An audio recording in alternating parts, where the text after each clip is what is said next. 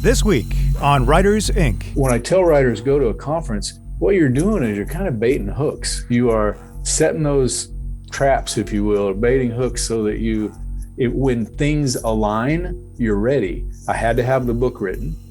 I had to establish the relationships with the people at the conference so I would get invited to the conference, because this was early in my career.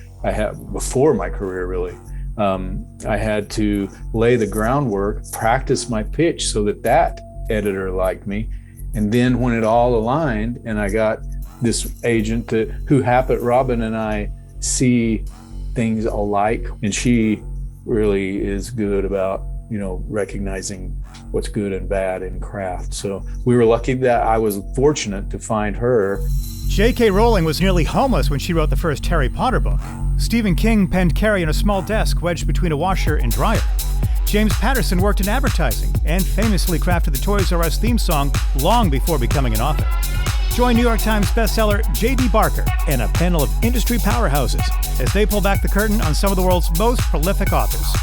Where did they start? What is their process? The biggest names in publishing all have origin stories. All have tips and secrets. What does it take to consistently top the bestseller lists and become a household name? Get your notepad out. School's in session. This is Writers, Inc. Hi, it's Christine Daigle. Patrick O'Donnell. JP Reinflush. The artist formerly known as Kevin Tomlinson. And I'm JD Barker. Welcome to Writers, Inc. I went to the movies this weekend. I went to an actual movie theater and I saw Oppenheimer. All 12 hours of it, or however long it was. It's quite honestly, an investment of time. Yeah, it's weird. Like, I was more interested in how he was going to tell this story because I read the book that it's based on. I think it's called The American Prometheus. Great book. But there's really not a whole lot of action in that book. And, like when I think of Christopher Nolan, I think action. So I was just curious in how he was going to tell this story. And like the way that he wrote this script and the way he filmed it and jumping back and forth between timelines and this and that, like it was just so incredibly well done. Just a phenomenal piece of storytelling. If I had any complaints, and I've read some stuff about this since, it was the noise level, because Christopher Nolan, I guess he does his own mix, and he refuses to allow actors to go back and re-record dialogue, which is a fairly standard practice. So normally they shoot a scene, if something is difficult to hear, because the microphones don't pick it up or whatever, they go back and they have the actor re-record that. He refuses to do that. He always uses the dialogue that's captured on set, and to make that worse, he uses IMAX cameras for a lot of these movies that he films, and they're extremely loud. So in order to compensate for that, they crank up the music. Like he does his own mix, so like the music bed is really loud, the audio is very difficult to hear. That's probably my only complaint. But like even if you don't care about the story itself, just get in there, watch it. You don't even it doesn't have to be at the theater or whatever, but like from a storytelling, from a writer perspective, the way that he crafted these stories and made it interesting, it kept you completely glued to that screen right down to literally the last camera shot. You're hanging trying to figure out what the answer to this one particular question is. It was phenomenal. That being said, there's no way in hell I'm going to see Barbie. No. I'm with you, man. I just am not interested. I'm interested, but not in the theater. Well, the only reason I would even think about it is because it's clearly it's some sort of cultural zeitgeist thing happening with it, right? Because everyone's talking about it, raving about it. I don't know, man. I just can't do it. Is that really just good? Barbie. Is that good marketing though? Like, is that really what all this is? Yes, I think so. I don't know if you've seen, but their marketing budget, the marketing budget for that film is actually like several $100 million more than the cost of producing the film. Wow! Yeah. Like they have done this, like they've got AR stuff, augmented reality stuff everywhere, where you can hold up your phone and watch a giant Barbie walk out of a box and walk across the street or something. I mean, they've got just phenomenal marketing around. Yeah, I don't know if it's still happening, but when I was searching on Google, if you searched Ryan Gosling, or is it Margaret Robbie, I'm not sure how you pronounce her last name, but the whole Google screen would turn pink, and there was like pink fireworks and everything. So yeah. I had that in my notes. Yeah, so the audience, if you're listening, just go on there and just type in Barbie movie or something on Google and just watch what happens. And I've got no clue how they even set that up. Like if you think about the number of phone calls and that have to be made to get something like that started, the programming that has to happen, it's going on worldwide. So it's not just in the US. Like they have thought this through from start to finish from a marketing standpoint. And honestly, like when I heard that this movie was being made, to me, it just seems like another throwaway title, like one of those things you're going to see in the theater for, 1 or 2 weekends and then it goes away. And like, I'm wondering, like without this kind of marketing, is that what would have happened to it? But, kudos to that marketing team. Well, the Lego movie, the Lego movie did really well. Yeah. Same concept. So I think that there's something there. There's like the nostalgic factor that hits a lot of millennials that now have children. I think it's a mix of a movie that has, at least by the people that I know that have seen it, has a message that they like and they want to promote, and then the marketing on top of that, and just a product that people can tangibly touch and like have a connection to. I think that just makes great fodder for this kind of thing. Well, I was listening to Gary Vee's podcast, and he was talking about the same thing. And the top 2 selling toys of all time, Barbie was number 2, and Hot Wheels, Hot Wheel cars are the best selling toy of all time. Wow. So I would have guessed Legos. I wouldn't be surprised if you see a Hot Wheels movie coming out later. Remember Cars? Disney had Cars. There is. They call it Fast and Furious. Yeah. They'll meld the two. They'll mix the two of them together. Yeah. I'm definitely interested in seeing Barbie though, just because I've seen all the stuff that they've been promoting with their little Ken-sentials and Ken-uff and all the gender reversal role stereotype stuff. So I'm definitely going to see it. I just don't want to see it on the big screen. I think I'd rather have my fingernails removed one at a time than watch this Barbie movie. I would also rather have JD's fingernails removed one at a time. I think we need to have a watch party and all live of this stream is us noted while for the we all future. comment on it together. I think that's a thing that needs to happen. Yeah. All right, JP, what's in the actual real news? Okay, well, get ready for that booze. Kickstarter is introducing their AI policy. So Kickstarter has developed a policy regarding projects that incorporate or build artificial intelligence, set to go into effect August 29th. This step follows discussions with creators, backers, platform leaders, staff members, aiming to establish a framework and a guide. Policy doesn't prohibit the use of AI in projects, but it requires that projects funded via Kickstarter involve human creative input and ensure proper credit and permission for any artist's work that is used. So this was sent to me by Kevin, and I think it's a really interesting stance. So what are your guys' thoughts on that sort of creativity crowdfunding intermixed with AI? I honestly put zero thought into it until I saw this story, and then I started trying to figure out like how could you use AI for Kickstarter, and then it brought me back to one of the initial demos where somebody created a website using AI in like a matter of seconds, which I'm guessing is what they're getting at, right? Like somebody could literally come up with just some random idea. They could use AI to generate their entire Kickstarter campaign and just throw it up there. And frankly, you could take that one step further, and you could probably use AI to generate the ideas and just start, basically automate it, where it generates an idea, creates the websites, gets them posted on Kickstarter, upload 1,000 of them in a day. If one of them generates money for you, that's fantastic. The other 999 can vanish and nobody cares. I'm guessing that's what they're trying to eliminate. Yeah, that's the sort of format that people are using when it comes to books. They're generating here's 1,000 books that are really just vague outlines. And they do it like on the hour. I think what I liked about this story, and what I think is I think it is kind of leaning in on is what is really needed when it comes to AI is less litigation and regulation and more policy. And I'm almost never an advocate for policy, but when it comes to this stuff, like the individual channels, Kickstarter, the retailers like Apple and Amazon and others who take books and other content, all these entities, they're going to have to be the ones who decide how AI plays any role in what they're doing. And I think Kickstarter is really off to the right start because they're saying, look, we're not going to disallow it, but we are going to require human interaction with this. There has to be human brains and minds working on this.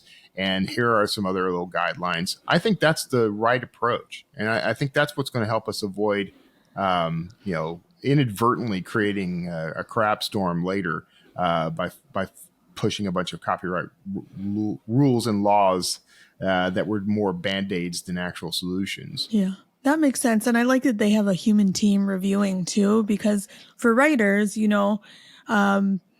with places like Grammarly announcing that they're using AI. So if I've used Grammarly, so I need to disclose, hey, I've used Grammarly, which uses AI. And, hopefully having a human team behind that will be like, that's fine, right? Like that's not an issue. So it is a bit of a slippery slope though with writers. Like, yeah. I read it and it was clear as mud to me. How are you going to identify this? How are you going to police it?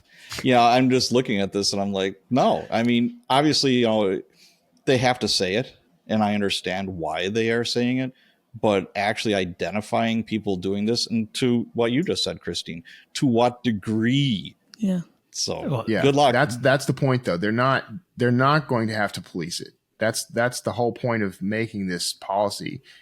What it does is it creates an honor system, and we all know people are going to take advantage of that. But what it also does is give them leverage when they discover someone did do something that violated the policy. Then they can take action. Mm-hmm. So it's sort of like when Starbucks sends a cease and desist letter to somebody for calling their drink a Frappuccino. Like they may or may not intend to actually sue anybody over that, but they have to establish that they made the effort, right? It's the same sort of thing. They have the Kickstarter and these other companies are basically just outlining like, here are the rules.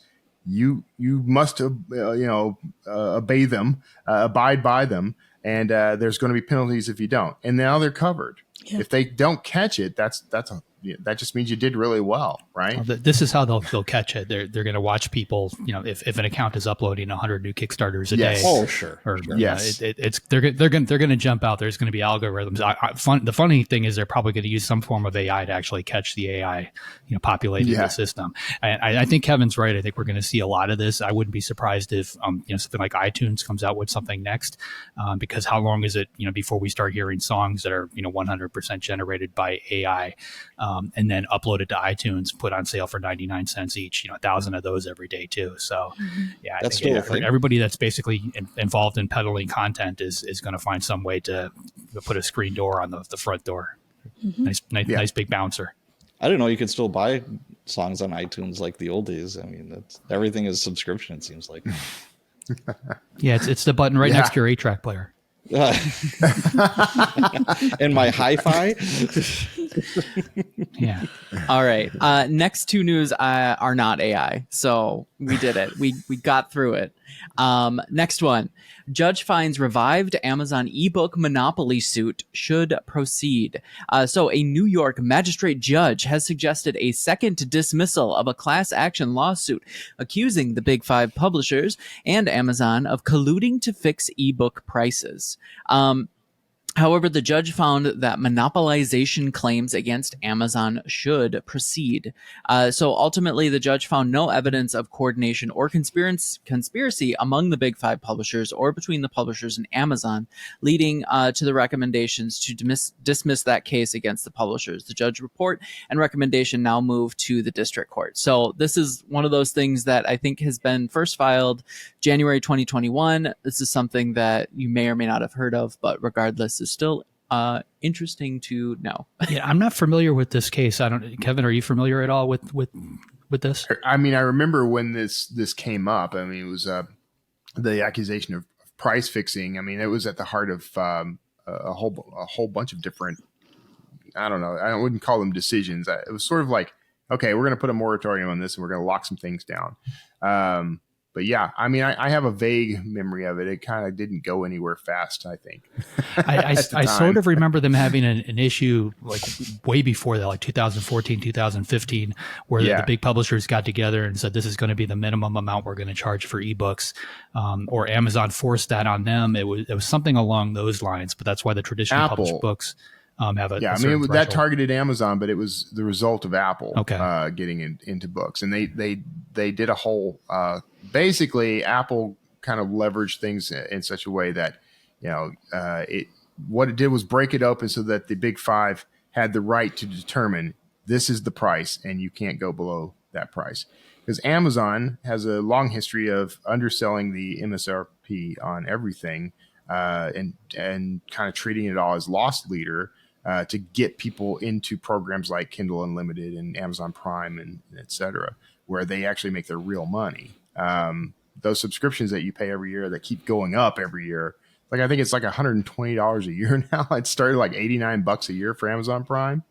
But that's where they're making tons of recurring income.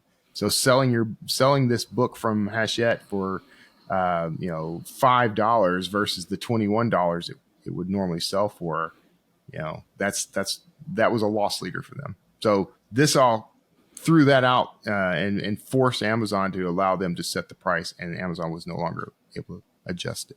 I guess if I have any concern here, it's, like right now there seems to be set levels for everybody's pricing, and indie authors, for whatever reason, they tend to price low. I don't think they all should. I think a lot of them should price a lot higher than they really do. But we're forced to. Well, yeah. A lot of time. I mean, there's a limit on how much you can price. You can, $9.99 is the upper limit on Amazon. Right. But other platforms follow suit.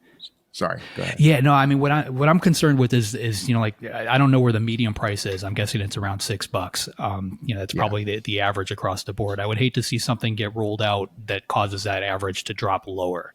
I think indies can price wherever they want. I guess I totally understand why a lot of them go lower. I'm in a fortunate position where I've got traditionally published books that can't go below $9. So that means that when I indie publish a title, I can put those way up at $9 because it's on par, and that's what my customers expect. But as soon as you set a certain price, if your customers expect $4 out of you, then that is your price. That from the customer standpoint, you're kind of stuck. Right. And I would hate to see indie authors be forced to even go lower, because if that average drops from, let's say if it's at $6 and it drops to $4 and indies are pricing between 99 cents and $3, they might have to go lower. Amazon may have to change their bottom threshold and say, okay, 50 cents is now acceptable. All of a sudden everything drops lower for everybody. And I could see that happening in something like this. Last bit of news. Another case. So this one is the judgment phase of the Internet Archive copyright case, which appears to be imminent. So over 4 months since a federal judge declared the Internet Archive guilty of copyright infringement for its library book scanning and lending program, the litigation progress is finally moving towards the judgment phase. So the plaintiff publishers are seeking damages and injunctive relief, including the removal of potentially infringing scans. Meanwhile, the Internet Archive's lawyers have countered the statutory damages should be reduced under Section 504 of the Copyright Act. So I know this was something that I think we talked about a couple months ago, but it seems like this is, again, moving forward in the slow judicial news. Yeah, and this is one of those websites that just needs to go away, right? They've got their hands in everybody's pocket, and they're just taking advantage of a situation. And, it's getting resolved. It's just, like you said, taking very, very long. Yeah. I don't have anything to add on that. I think any author who's got books in that, that's fair. Any author who's got books in that archive, they want to see this go away, right? I mean, there's a system for libraries. There's a system for lending from libraries. Yep. We're all compensated through that system. They're trying to circumvent it. They deserve to get whatever happens to them. So good riddance. If it's sort of ironic that this is basically forcing a new look at copyright. I just interviewed somebody who was telling me like the last major copyright overhaul was in 1976. Wow. And we've had sort of patches and little things change here and there, but no major revision, no look back to see, and things, I don't know if you noticed, but things have changed a little since 1976 in terms of, books and movies and music and all of that. And we have entirely new means of distribution that were never even conceived of at that time. AI coming on the scene is definitely impacting copyright. So, I think right now we're in this like powder keg moment where, copyright and IP law, I think they're going to have to get an overhaul, a major overhaul for the first time in, almost 50 years. Yeah, it's coming for sure. I mean, when I worked on the Dracula prequel for the Stoker family, Dracula is in public domain, and it really didn't have to be. Like if the family would have handled the copyright properly. There's a lot of things that can be done to keep that kind of thing from happening, and they didn't do it. And it's as far as I know, it's the second best selling book in the world, right behind the Bible. And that the family basically doesn't profit from that anymore. So if you're an author, you've got books out there, you're making money, little money, a lot of money, it doesn't really matter. Like Bram Stoker wasn't making money as an author, not before he died. So definitely sit down with an attorney at some point, take a look at your products, make sure your copyrights are set up properly. There's a lot of ways to organize that to make sure you're safe. This episode is brought to you by AutoCrit. One of the most value-packed memberships for any author, AutoCrit brings you an amazing suite of tools that make it a breeze to plan, write, and edit your books all in one place. AutoCrit takes you far above standard grammar checking or cookie cutter guidance. Instead, it's like having an experienced editor in your genre watching over your shoulder to help you deliver great writing that keeps your audience trapped in the story. You can even compare your writing style to more than 100 best-selling authors right down to the word level, so you can see what the best in the business do to keep their storytelling clean, clear, and crisp. Listeners of the Writers Inc. podcast can now take advantage of lifetime membership for one single fee. That's right, no renewal fees. Hi, this is JD Barker. I've used AutoCrit for years, and not only has it improved my writing, but it's been a crucial tool with aspiring authors that I've mentored. Whether you're a seasoned pro or just beginning, it'll help you find your weak spots and weed them out. Give it a shot with your latest project. Trust me, your editor will thank you. Head to autocrit.com/JD to get your lifetime membership. Big thanks to AutoCrit for sponsoring the show. All right, so JD, who's up this week? This week we've got Marc Cameron. He's a retired chief deputy U.S. Marshal turned author. He not only writes his own thrillers, but he's writing in the Tom Clancy universe with Jack Ryan. So here he is, Marc Cameron. Marc Cameron, welcome to the show. Hey, thanks for having me, Patrick. I'm going to bounce around a little bit here as far as chronology goes, because that's how I think. But what was the moment you realized that writing was a realistic, sustainable income for you? Was there like a light bulb moment? You remember where you were or what you were doing? Well, I mean, income. Yeah. I always wanted to be a writer, but the first time we made any money, it was like $700, and my wife had the check in her hand when I got home, and I'd spent like 20 years getting rejection letters and, submitting and rejecting and submitting and rejecting. And she met me and she's been so patient with me sitting, in the other room typing. And, I started on a Smith Corona electric typewriter. So it took a long time to edit and send things off. And I remember she met me at the door with a rolled up magazine and kind of swatted me on the butt and said, "This is great. Now go write us a fridge. We need a new fridge." So certainly not sustainable. I'm not discounting a $700 check, but it wasn't enough to retire. But I guess probably about 2 years before I retired from the United States Marshal Service, I started to see an upward trajectory. So maybe about 1.5 Jericho Quinn novels in. Okay. And it wasn't enough at the time, but it was an upward trajectory. And that's what I was looking for, was building. And I have a very, very good agent, Robin Rue with Writer's House, and she gave me some good advice. And then Kensington, who bought my initial books and still publishes the Jerichos and the Arliss Cutters, they do a good job of building, have done a very good job of building me as a writer. So what was the good advice that you were given? Oh, your front list sells your back list. In other words, the best way you can advertise a book is to write another book. So if you write another book, especially in series like I do, when I write another book, I always notice a bump in sales, because you reach a new audience. And then those people, if they like that book, they'll go back and read the earlier ones. And especially now with Audible and electronic editions that are always out there. There's no, my books are in print as well, but it's not hard for somebody when they pick up an Arliss Cutter novel or a Jericho novel or one of the Clancy novels and you go, "Oh, I enjoyed this. I'll go back and see what else Marc Cameron's written." So that was something that Robin told me early on when I was saying, "Wow, we got to figure out how to promote this." And she said, "Write another book. That's the best one." So do you remember how that relationship started? How did you get Robin for your agent? That seems to be like the toughest nut to crack. What's your suggestion for that? Your advice? No, I'm a big proponent of conferences. You know how I always say, when you say, how you doing? I say, better than I deserve. Well, this is an illustration of what I mean. I pitched back in the mid 2000s, early 2000s, at a conference in Helena, Montana for Western writers called Western Writers of America. And I'd written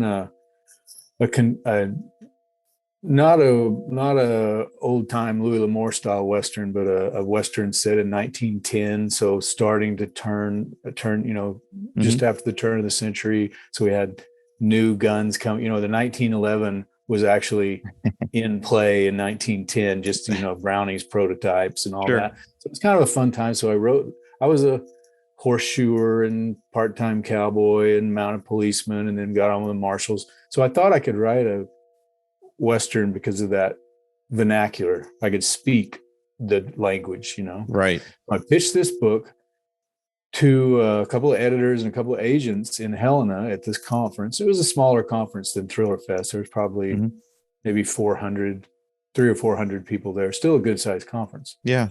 And some big time editors and agents. And I pitched to a editor from Kensington, a lady named, really nice lady.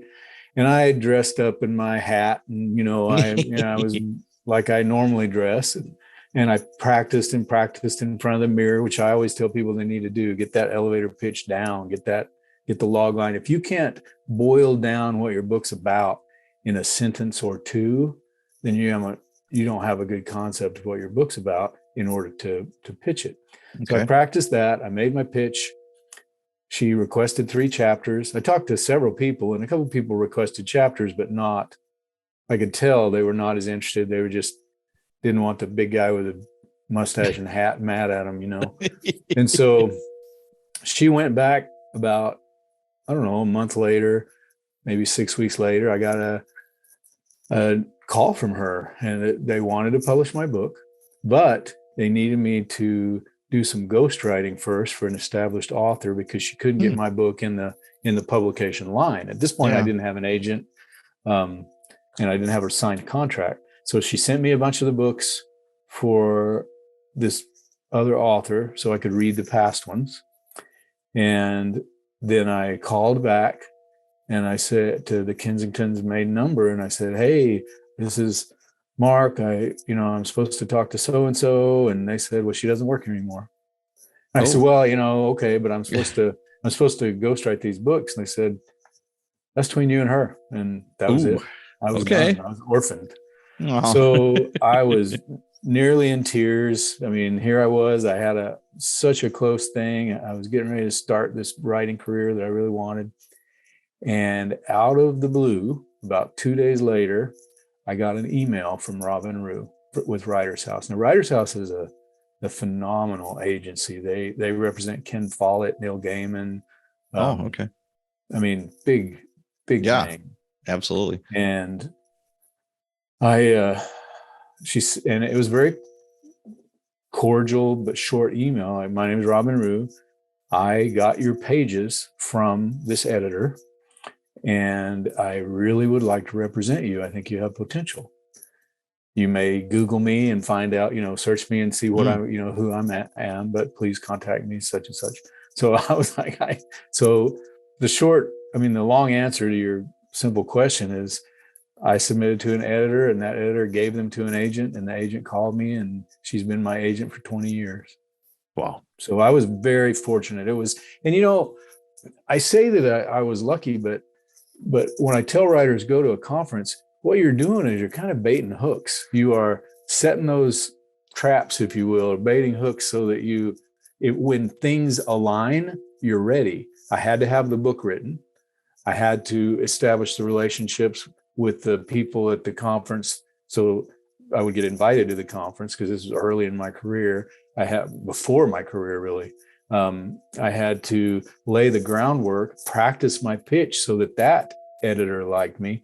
And then when it all aligned and I got this agent Robin and I see things alike when it comes to what a book should be and what would be, because I don't want to be the kind of writer that's only remembered because I was a deputy U.S. Marshal or some kind of quote unquote action guy.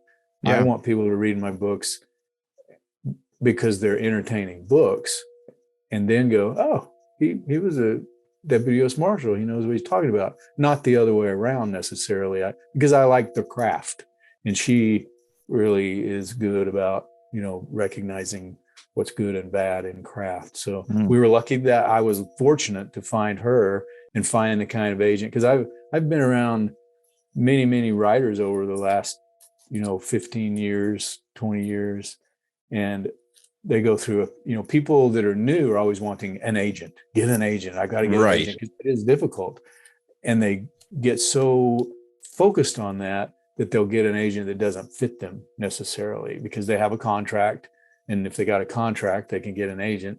And so they go through 2 or 3. So I've been very fortunate to find a really, really talented agent that's probably, no exaggeration, probably doubled my income in writing of what I would have if I did not have an agent. Wow. And is just, she's a friend. And when we go to New York, we have dinner with her and my editor. And these are old time, I'm dating us all, but these are old time literary people from back in the day when it was not quite as dog eat dog as it is now. So it's very fun for me to go and talk to them. Gotcha. Now, in your previous life, you were in law enforcement. You started out in a small town in Texas and you wound up in the Marshals. Why don't we start out with, what is the role of the Marshals? Sometimes, you see people getting it wrong in books and movies and et cetera. Why don't you kind of what their mission is? Right. The beauty of the Marshal Service for a writer is that if you look at the credentials of most federal agencies, it'll say, so-and-so is a sworn special agent with, let's say, Customs, duly authorized to carry a firearms and make arrests pursuant to U.S. code. And then it lists off all the things that they can investigate and make arrests for. And the Secret Service is the same way. The DEA is the same way. And they have broad authority, but it is codified. And then, of course, any felony that's committed in front of them, because they're a law enforcement officer, but not necessarily a peace officer in every state.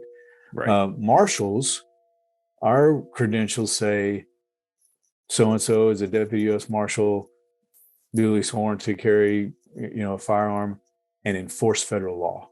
So it's very broad. And so over the years, the Bureau, the Secret Service, everybody has sort of taken their chunk, but we've retained that authority so that if, say, Patrick O'Donnell was going to be sworn in as a special deputy U.S. Marshal, or say Patrick O'Donnell was going to go down to the Olympics in Salt Lake City when they were there, for example. We had a lot of people come in that were state and locals. You wouldn't necessarily have the authority to work in Utah, and so we would need to give you that authority federally. The agency that does that is the United States Marshal Service, because we have that broad authority. So when a writer writes about a marshal helping the troopers investigate a murder, that doesn't happen very often, but it certainly could happen. And so if you write it right, but generally speaking, the Marshal Service's main job, our number one main job, is to protect the federal judiciary. It's not the sexiest part of our job. Our sexiest part of our job is hunting fugitives.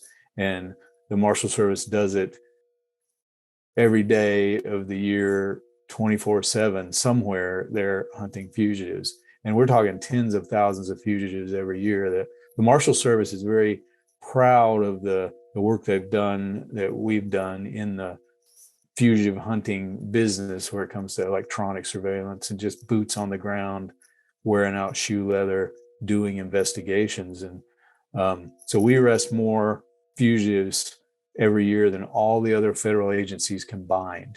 Wow. And so that's sort of our bread and butter. That's how we get, between protecting Supreme Court justices have protective details every time they leave the Capitol Beltway, made up of U.S. Marshals, and the Supreme Court police generally protect them inside the Capitol Beltway. And then we also protect federal judges and do protective investigations for federal judges when they're threatened anywhere, in the United States. For instance, I was assigned and then put up protective details, but only when there's a credible threat. They don't have protection like the Secret Service, say, protects the president or the vice president or whatever. But if there's a credible threat, then, for instance, after the first World Trade Center bombing, remember when Ramzi Youssef, they drove that truck underneath and they did some damage to the tower, but it didn't bring it down.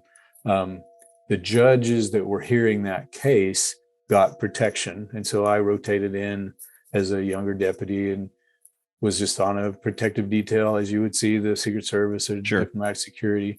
So we do that. We also handle federal prisoners and junior deputies. When you first come on, you're usually all excited about doing fugitives. And a junior deputy, we affectionately call them pods. They're just plain old deputies. They don't have any expertise yet. So our early deputies spend a lot of time in court. They're producing prisoners for the judge and keeping that prisoner secure and safe. And so it can be kind of disheartening. Every agency, every department has its downside. And so when somebody says, why should I join your agency instead of this agency? Well, in the Secret Service, great agency. I've got many friends in the Secret Service. They have to travel all the time. There's a lot of post standing when you're a newer agent. There's a lot, but they do some cool stuff and they get a great budget because they're protecting our commander in chief. So you have to decide. In the FBI, for instance, great budget. They have in Alaska, for instance, the FBI has more admin staff than we have deputies. So they've got a lot of folks, but they have a ton of paperwork and they're constantly being audited for by their own people. Inspectors come in and look at them and they're doing case checks and case files. And that's good. That's the way it needs to be. But there is a ton of paperwork. After an arrest, there's a ton of paperwork. After surveillance, there's a ton of paperwork. In the Marshal Service, we sit in court. That's the bad part. But when we go out and make an arrest, our USM 11 might be 4 lines long. That's beautiful. Oh. And it's just, it reminds me of the old Texas Ranger, the old Texas Ranger story about the guy that went down and got in a gunfight with a Billy Bob or whatever, and he sent a report back to his Ranger captain and said, Billy Bob so-and-so robbed the bank and I engaged him in gunfire and killed him, in the report. And the captain said, or the sergeant, whoever it is, captain said, you got to give me more detail. And so the Ranger wrote back, well, Billy Bob, Rob said bank, I engaged him in gunfire, killed him dead, weather cloudy. And so and we want our deputies to give, and being a writer, I was kind of known as a red pen chief. I wanted my deputies to write good reports, but just the facts. I just wanted the facts, and we didn't have to, it's just that kind of job. So really quickly, we do prisoner operations, we do judicial protection and protective investigations, we do fugitive operations. We have a special operations group, which is like a SWAT team, that we use for. They're based in Louisiana, and there's some full-time teams, and there's some people that respond from the districts to handle tactical issues for the Marshal Service, and the Attorney General can deploy them wherever. And then we also handle the witness security program, which we're not really allowed to talk about because of the security of it. And the secrecy of it, that it keeps people safe and allows, it really goes hand in glove with the protection of the judiciary, because what we want is we want judges to be able to be impartial, and we want witnesses to be able to testify without fear of some sort of, blowback. So, and we've, over the course of the history of the witness security program or witness protection program, we call it witness security. The media usually calls it witness protection program, but we call it WITSEC. And over that course of that time, we've not lost a single witness that stayed on the program. There's been some that have thumbed their nose at the rules and gone back to their normal life, and, okay, God be with you, go on. And some of them have not made it very long, but when they follow our rules, they do well. So those are the general things that we do. Sure. Because we have such a broad authority, the attorney general can send us anywhere he or she wants to. So I've been to I was deployed to the Los Angeles riots after the Rodney King verdict. I was deployed to Florida after Hurricane Andrew in 91. They sent about 300 deputy marshals there to just help with civilian law enforcement. Because all the policemen's houses were blown over. So, Right. I've had friends go to the Virgin Islands and track down fugitives after a prison was blown down, coal miner strikes. In my opinion, that's what made the Marshal Service so interesting for me as a young deputy. And what makes it interesting to me to write about in the Arliss Cutter novels is that you could go to work as a young deputy in the morning and think you were going to be heading on a special assignment to work a court detail with the Mexican mafia in California. And halfway to work, you get a call that says, no, we've got this thing in Mississippi that we really need to go to. And then you're almost there. And then, nope, there's a motorcycle gang trial or a threat on a judge. And I've been batted back and forth as many as 3 times in a day, not knowing where I was going to go, and ending up in New York City protecting the foreign minister of China.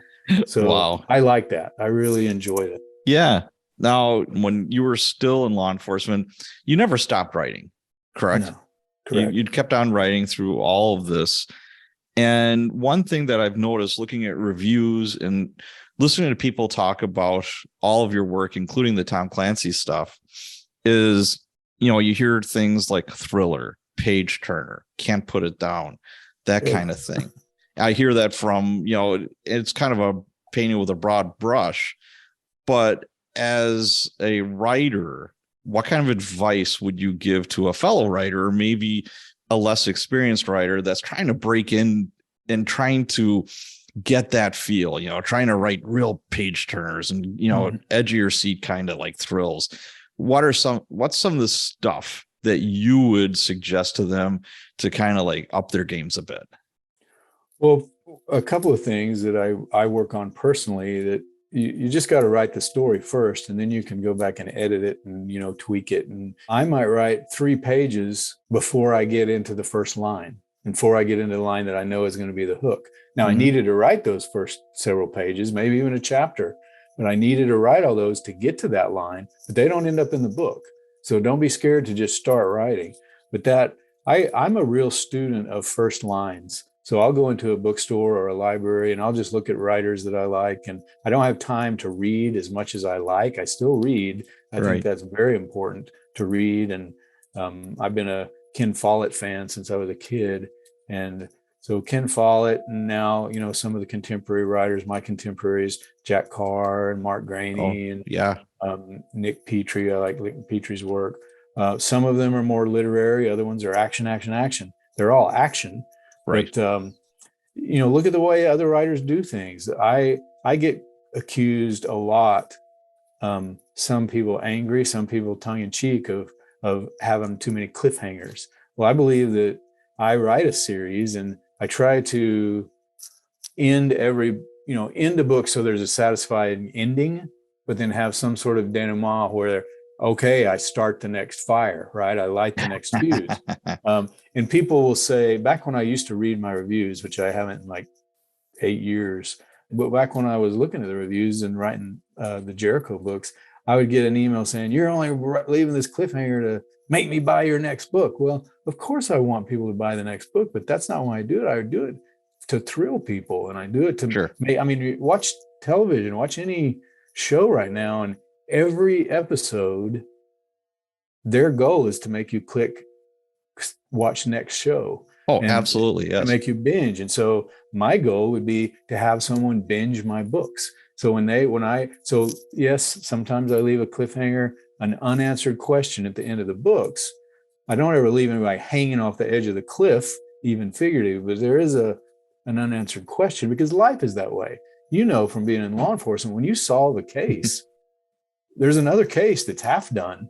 Oh, that absolutely. You got to get back to, right? Or not even started. So what I want to do is make that reality of, okay, here's this serial killer that's out there that we know about, but here's our A story, and I work on the A story with little bits of this serial killer story sort of poking up, but it's not the A story. Solve the problem or the mystery with the A story, and at the end, we remind the reader about that serial killer, which becomes the A story in the next book. Sure. Well, what I think new writers and all writers that write this kind of book should do is keep that in mind on every chapter. You really have to get you do not want, in this day and age with games and social media and all that, if you write more than one paragraph that's not interesting, that's not needed for the story, they'll just put the book away.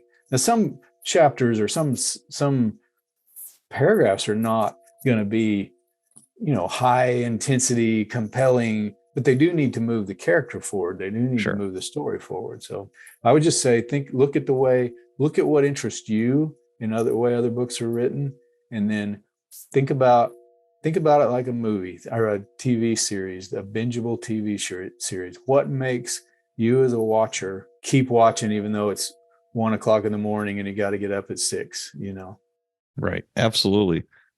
Now, Tom Clancy, how did you wind up writing in that campus, in that universe? Yeah. So Mark Graney, the guy who the movie The Gray Man, he writes a wonderful series called The Gray Man. And then the movie that came out last year is based on that. But he was writing them, and we had become friends over the years at Thriller Fest and BoucherCon. And one day, I think we were in New Orleans, and he just said, "Hey, what you working on now?" And I told him I was writing another Jericho book and getting ready to start another series. And he said, "Well, let me see that Jericho book. I'll give you a cover blurb." Didn't mention anything about the Clancys at all. Yeah. And then about 3 months later, my wife and I were in Florida doing some research for the new Arliss Cutter, and I got a call from Robin, my agent. She said, "Hey, Mark Graney has decided to step away from the Clancys to work on his own stuff full time. He's done 7 already. And he's recommended you." So in the meantime, after getting my stuff, he had sent the manuscript to Tom Colgan, the editor at Putnam, who edited Tom Clancy. I mean, he's been with the Clancy estate in the Clancy universe for a long time. And Tom hired me, and the estate, signed off on it. And I've done the last 6, and then I'm kind of in the same boat that Mark was, writing my 7th, and I've told them that that's going to be good for me. It was a great honor. And it's been wonderful to write these characters that I love, but it's not something I sought out. It's something they approached me with, and I'm glad I did it. But there comes a time when I really need to focus on my own work and give someone else a chance to explore these characters, because they are someone else's characters. And I'm writing the very last one in my effort now. In fact, as soon as we're off this, I have to go do a little research on it. So it's been a great honor, but this will be my last one. And Andrews and Wilson, the writing team, have already announced that they're going to be taking over, and they do the tier 1 novels, great writers. And I think they'll do some interesting stuff. My Clancy's, because I don't have a military background, I have a lot of military friends, but my expertise is in, federal law enforcement, protection, and a bit of espionage and things like that. And so I tend to make mine spy books with the military set piece, where they have military backgrounds. And so I'm interested to see how they write. Right. So let me ask you this. What was your favorite part about writing the Tom Clancy books? Writing John Clark. There's a character that people that are Clancy fans would know that he was the main character in Without Remorse. I'm not talking about the show. I'm talking about the books, because they are a little different. In the books, his girlfriend gets murdered brutally by these drug people, and he's a very young, kind of messed up former Navy SEAL, and he goes on the rampage to get revenge on these drug dealers in Baltimore, and it's one of the favorite Clancy canon for a lot of Clancy folks. And so writing him as an older man, since I'm an older man now, and writing him as a I do get emails periodically say, Clark's got to be 70 years old. How could he be doing this stuff? Well, I make him pay for it. But I always refer people back to Billy Wall, W. Oh, yeah. And look at what he's done. He's 90 something now, but Billy Wall went to Afghanistan when he was 70 something with Jawbreaker and the first in. So it is possible. And people that know John Clark, he is a cool dude. And I've always been a fan of his, as well as Jack Ryan and Dean Chavez and Mary Pat Foley. So it's just been such a cool honor to be able to look at these Clancy characters and say, what can I have John Clark up to now? So really, I get paid very well to write fan fiction is what I'm in the spirit of Tom Clancy. Okay. We're probably going to start winding this down here a little bit. Certainly. I had the pleasure of meeting you and your wife at 20 Books in Vegas last November, and that was a kick for me. You make friends doing, podcasts and being in these circles, but nothing is as good as meeting the person, face to face. No, I agree. It was great to see you. And one thing that I noticed about you is I don't think you ever turn off your writer's brain, because we were having conversations or whatever, and you're like, hey, that would be good in a story. I think that would be really, and I'm thinking to myself, and I'm looking at you, and I'm like, that brain is in overdrive. It seems like all the time with that. Was I right in picking up on that, or? Oh, absolutely. No, I think that's when I said earlier that I wanted to write books that made people read them because I was a writer, not because I was a former cop. We do use that to market. I'll be honest. We talk about my background because in this day and age, you need to sell that and let people know that you do have some gravitas when it comes to that. But from the time I was a kid, I just believed in being observant. I just watch people, and I've taken notes. And if somebody says something, I can't remember who said this, and ironically, this is the quote: writers remember everything they hear and then forget where they said it so they can take the credit, right? And so we're just constantly, I've always described writing or writers as being like mollusks. We're like these filter feeders in the world, like an oyster, a clam or whatever. And we're just filtering out the good stuff and put it in the books. So you could find pretty much any plot or dialogue, or they say it's kind of a rote trope, I guess, that it's all been said before. There's nothing new under the sun. But as a writer, what we're doing is we're looking for that little interesting tidbit that I saw that, hey, they might be interested in that as well, but they weren't there to see it, so I'm going to put it in a book. Or the way somebody says something. And being in law enforcement did benefit me. Lots of jobs would do this, but from personal experience, Patrick, that you are with people in some of their darkest moments. Oh, yeah. And so when you observe people when they're under stress, some people crumble and some people rise to the occasion with such valor. And I'm not talking about just police, citizens, any humans rise to those occasions. And I try to take note of that. And then,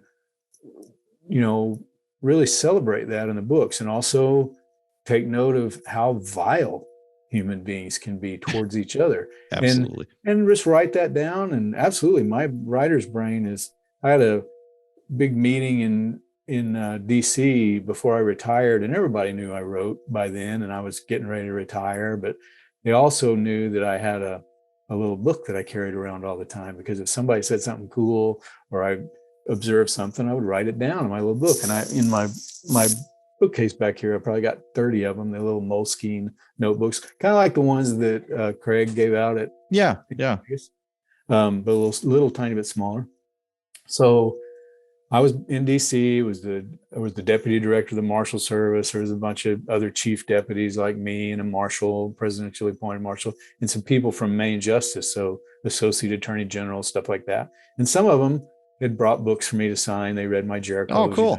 Okay. And so we're talking. Then we get on to business, and we're talking about whatever. I can't remember what working group it was. Something about staffing.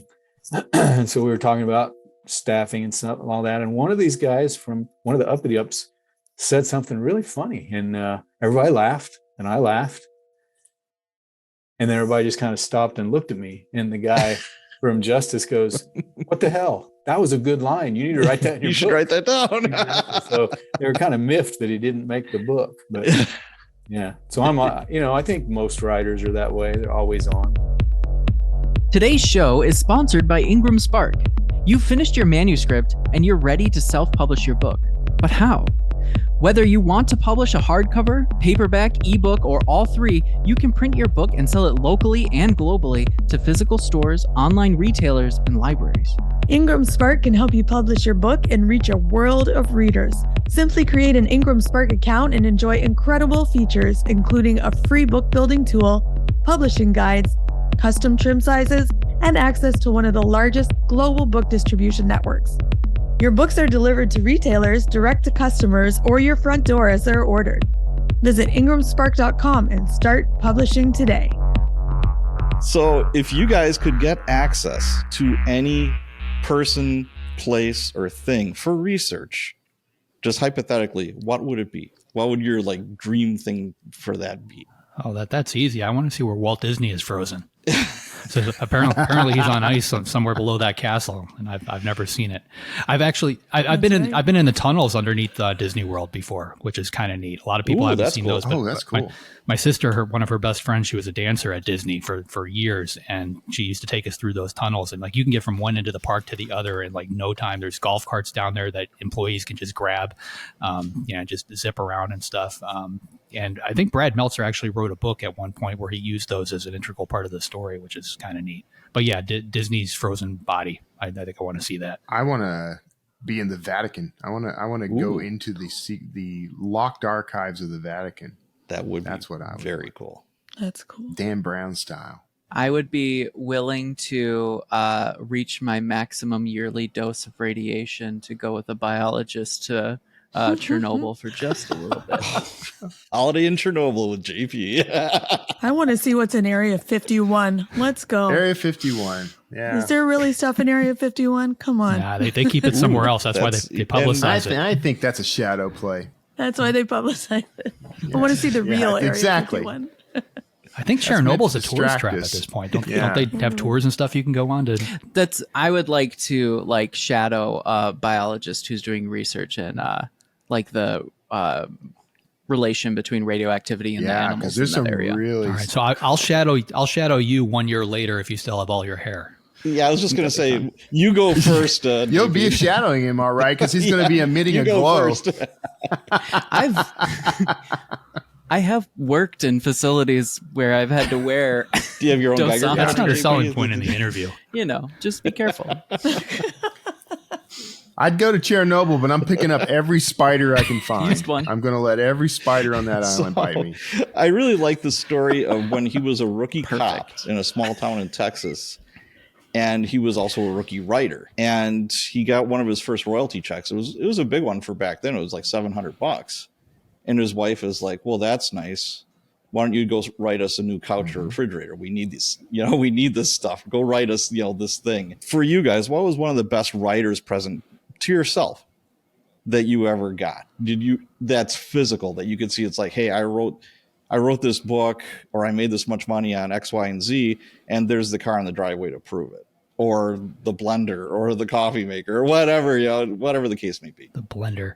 I bought a car. I bought a Dodge Challenger when I got I forget which film deal it was. I think it was for Dracul. But yeah, the money came in, and up until that point, I hadn't been spending it, other than my wife and I put a lot of it into real estate. But it was basically practical spends. We put money in the stock market. We put money away for this. We put money away for daughter's college funds, all these types of things. But that was the first real, I'm just buying something for myself, pick thing that I got. When we started getting serious money for the collar books, we bought a $170,000 van and lived in it for 2 or 3 years. And did you have your book cover on the side of the van? That would be kind of cool. I need bigger checks, obviously. I I put some money back into marketing and like cover for the next book. I don't know. Well, see, that's kind of how, like before that, that's what I was doing too. You know, like you take the money that comes in, you put it back into that. There's, very little left over or whatever. So when you actually do start getting bigger paydays, like you still have that mindset. It's really difficult. Like that was a very hard check for me to write because it just felt like, it was a little shy of like $30,000. It wasn't even an expensive car really. But when you look at that and you're like, that's X number of Facebook ads. That's, this for, this can cover my electric bill for, this number of payments. And so it takes a little while to make that mindset. But I think when you do that too, it makes you mentally, I felt like I had taken it to another level, and it just kept kind of going after that. So I think it helps. And you got to reward yourself, you're working your butt off. Yeah. I agree. So Marc's wife and him are a team. She was an English teacher, and she is the first person that sees his books when he's done writing a book. She's his proofreader, and she doesn't pull punches. She tells him exactly, it's like, okay, you need to do this, or, et cetera, et cetera. Do you guys, well, let me rephrase this. Would you want like a significant other or somebody that you're close to doing that or not? Or do you do that now? I think I've talked about this before, but my wife is my alpha reader. She's the first. I give her the first chapter, and she tells me whether or not the story is worth pursuing. Then I write the whole book, and when the book is finished, and leaves my desk, she's the first person to tear it apart. It took a little while for her to get to that. Like when she did it with the first one, she was very guarded as far as what she would tell me, but she does not hold punches anymore, and I appreciate that. So a lot of the authors I know, I mean, it's probably maybe 70 to 80% of them I think have that one person in their life that does that for them. But a couple of them don't, like Dean Koontz, for example. I don't think his wife reads any of his books. They go straight off to his editor when they're done. Sometimes that's a little smoother around the household. Yeah. I torture my husband with my books, and he doesn't read the genres that I write typically, but I make him read it anyway. And so I actually think it's good that he doesn't read the genres that I write, because he will tell me exactly what he thinks, and I do appreciate that. But our marriage is intact still, so we're good. Kara does not read my books anymore. She read the first like 5 or 6, and after that she got tired of. She was never getting to read her own stuff, so she holds off. Now she says she's going to come back around, but hey, it's been more than a decade, so I don't think that's happening.